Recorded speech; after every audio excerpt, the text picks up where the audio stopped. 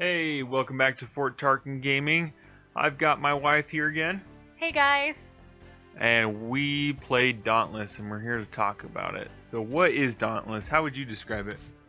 I would describe it as free Monster Hunter world where you go and hunt monsters, you have different missions and quests. It's not an open world, but I don't know. How would you describe it?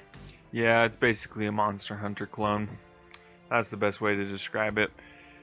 It's published by Epic Games, developed by Phoenix Labs. How did you like the gameplay? So, I actually thought the gameplay was pretty good. Not a little frustrating for a couple reasons. For one thing, it didn't seem like once you've done a move, you cannot cancel the animation and try to dodge, which was kind of frustrating because some of the monsters attacked really fast. What did you think? Yeah, same here. I think I was more frustrated with it. You seemed like you were pretty impressed for the most part. I guess for a free game it is pretty impressive, but it got really frustrating, especially since you couldn't cancel your move.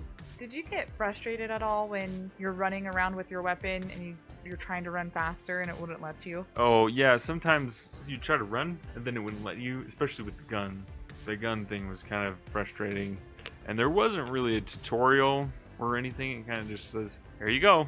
And if you're struggling with something, they'll say something, but for the most part, it was really frustrating. And half the time, they didn't say anything until you were farther into the game, and it was like, well, that would have been nice to know that doing this would help you run. And the controls were a lot different than any other controls of any other game I've ever played.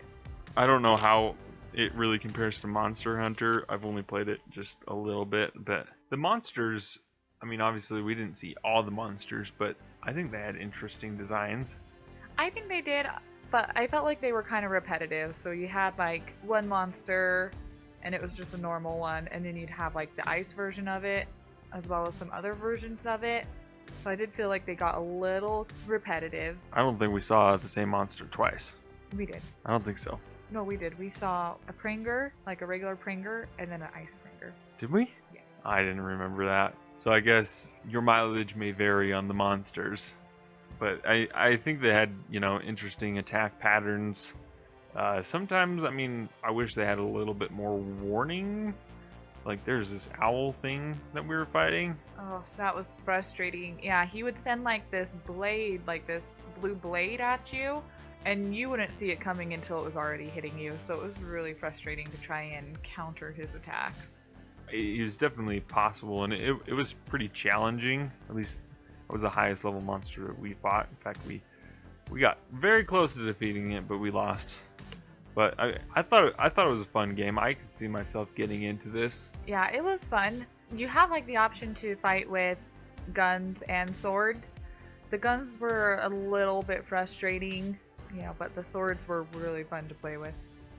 Yeah, I wouldn't use the guns. If you're too far away, you'd have to. It doesn't do as much damage anyway. You might as well just get a sword and start whacking on them. The swords would do more damage too.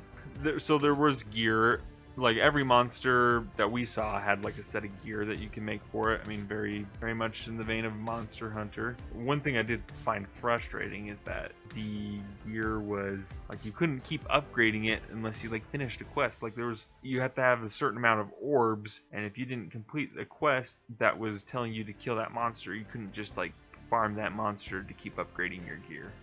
Yeah, that was a little bit frustrating. And it was also hard because you would see that you need something, but you didn't know how to receive it. You almost had to really search for it and look it up on the internet to find out how to get the materials you needed to upgrade and make the items you wanted to make. And just a disclosure here, we have not really played Monster Hunter. We literally tried to play it a week ago, and that was the first experience with Monster Hunter. I've known of the series, but as far as I know, that's par for the course. You probably do have to look up it's very time intensive, and look up a lot of crap and on the wikis and whatnot, which we hadn't. But I mean, we were pretty low level stuff, and I was kind of surprised that there was no, at least like maybe a list that you could see where monster drops X, Y, and Z. Yeah, that would have been very helpful if we had like code or like a list of, this monster would give you these items and this monster would give you these items.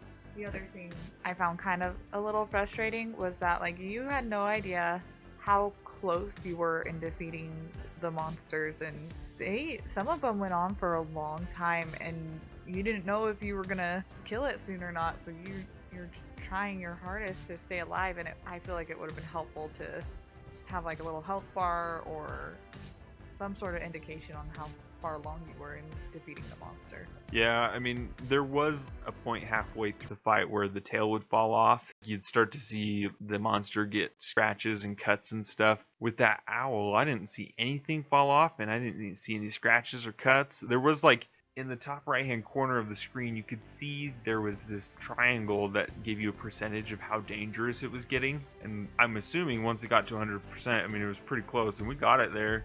It said it was very dangerous, and I was the last one rolling around trying to shoot the snot out of it and couldn't get it. Yeah, that one was a really hard one, and it was also kind of frustrating because it's hard to work as a team with people who you're not talking to. Like me and my husband, we were able to talk to each other, but each monster you went out and fought with, you had to have 4 people with you, and the other 2, it's like, hey, let's try and gather some things, let's heal up, but then they just go in and guns a-blazing, and you're kind of behind in the game, and that was kind of frustrating as well. Yeah, I did see something about a private match, but I couldn't get it to work with just 2 of us. It crashed the game. And speaking of crashing, how did you feel like it ran? It ran decent for a free game. It did crash on me once. I think, did it crash on you once as well, or? I think once or twice. So, it's a free game, and it's a pretty new free game, so they're probably still working out some of the bugs. I'm hoping they'll get it cleaned up a little bit better so that way it doesn't crash so much. I felt like it could have done a little bit better than what it was at. The frame rate was pretty pathetic, actually. I mean, it was a little bit better when you were out. Once you'd go to, hunt one of these monsters, I felt like it ran slightly better, but in the town, it was just like you could just watch the frames go by almost, because it's just like the frame rate was so bad. Yeah, that is true. So there's like this little town that you go to after each hunt. You can make potions, you can make your armor there, you can make a new weapon, you can upgrade those items. Yeah, the frame rate there was just really bad. The graphics, I felt like it was a pretty game. It just reminded me of Fortnite. Yeah, it's very similar. But the customization, holy crap. Yeah, they gave you a lot of customization. If you wanted to take your time on it, you could probably make a character that looks almost exactly like you. I mean, it was pretty impressive. There was a lot of options, lots of detail. So that definitely kudos for that. And then you had your dyes and stuff that you had to buy, and this being a free-to-play game, there was a lot of microtransactions. What did you see? Yeah, I saw a lot of microtransactions. They gave you a couple free dyes at the very beginning, so you could still change the colors of your armor if you wanted to, but they gave you like 3 or 4 colors to work with. So they're trying to encourage you to buy more colors, as well as just a lot of items.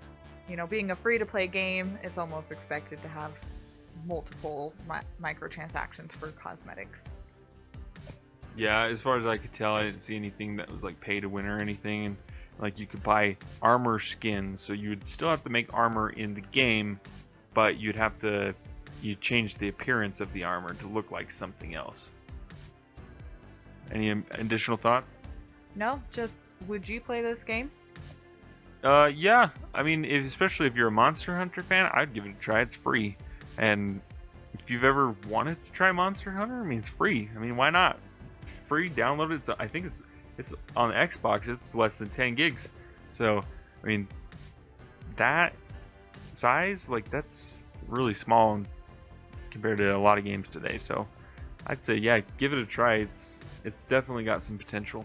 Yeah, I would play it too, just because of the whole free aspect. All right. Well, thanks for watching, and remember, all is as the Force wills it.